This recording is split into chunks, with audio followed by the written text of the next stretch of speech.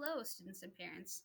I wanted to do a really quick video tutorial on how to navigate yourself around our assignments and grade books at Nicolaya School.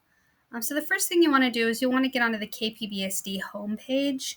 And most of the students know this. We talk about this a lot in class.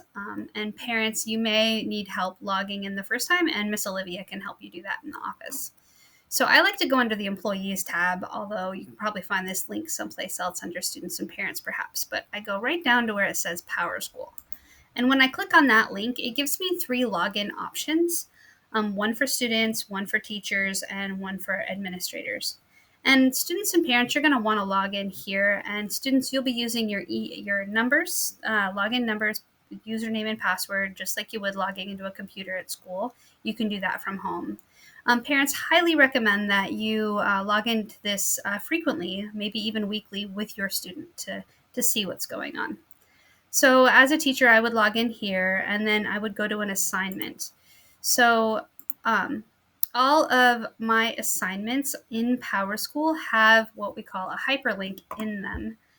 So if I go down to something that I just loaded, like 6th grade language arts, maybe, once I scroll down and find it, I can go in here and log in to one of my assignments and find a link to a document which will have instructions, like for instance this one, and it'll give me instructions and resources. So I'll go to edit assignment, which you won't do, but that's how I'm going to get to it. So you're going to see an assignment description that'll come up, and then there'll be a hyperlink, which will say directions, resources, and standards can be found here. Let's see, I'm going to go ahead and click this link.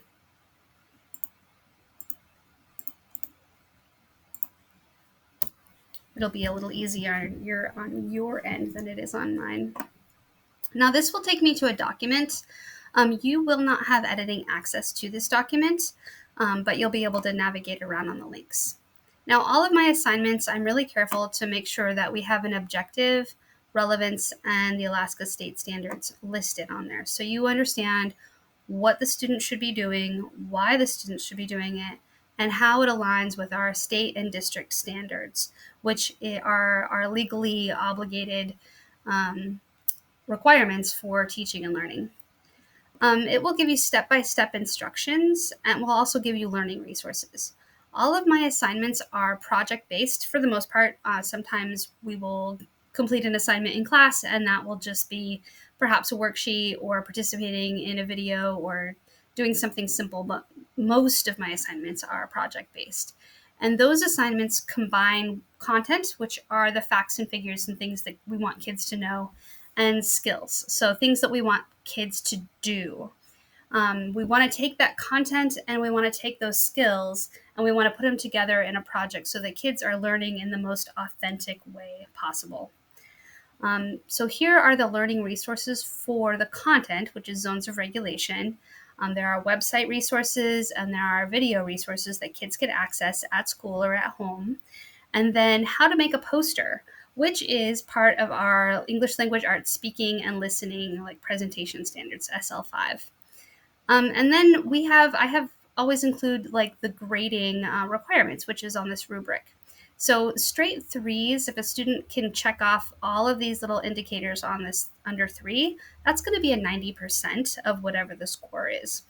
If a student blows me away with whatever, I can't really define what a 4 on a rubric would look like, but then they're edging over from a 90% into the 100% column here. If you have any questions about this, do let me know. So for instance, this assignment requires the kids to fill out a little bit of a worksheet, and then they're creating a poster, which they're going to share with the rest of the class. Most of the assignments that I have on here are going to have some component of written work plus presentation work, as well as having some research on here.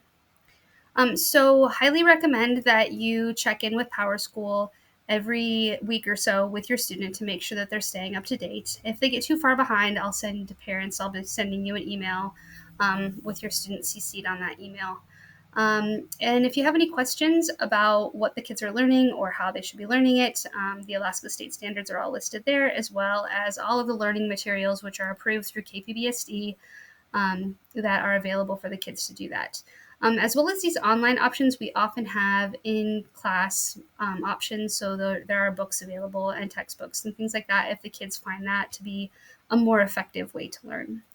I hope this is helpful, and I look forward to hearing from all of our delightful students and parents.